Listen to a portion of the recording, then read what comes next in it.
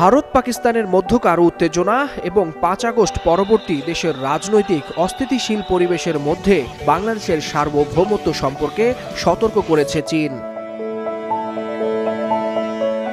বাংলাদেশের সঙ্গে সম্পর্কের ৫০ বছর পূর্তি উপলক্ষে বৃহস্পতিবার ঢাকায় আয়োজিত এক অনুষ্ঠানে এই সতর্কতা জানায় বাংলাদেশে নিযুক্ত চীনের রাষ্ট্রদূত ইয়াও ওয়েন। নিজেদের বিষয়ে স্বাধীনভাবে সিদ্ধান্ত নিতে হবে জানিয়ে চীনা রাষ্ট্রদূত বলেন, বাংলাদেশকে অভ্যন্তরীণ বিষয়ে অন্য দেশের হস্তক্ষেপ থেকে মুক্ত থাকতে হবে। অনুষ্ঠানে রাষ্ট্রদূত ইয়াও বলেন, সব ধরনের সন্ত্রাসবাদের বিরোধিতা করে চীন। পাক ভারত চলমান পরিস্থিতি নিয়ে উদ্বিগ্ন তার দেশ। যমুনা স্মার্ট রেফ্রিজারেটর, স্মার্ট লাইফে স্মার্ট রেফ্রিজারেটর।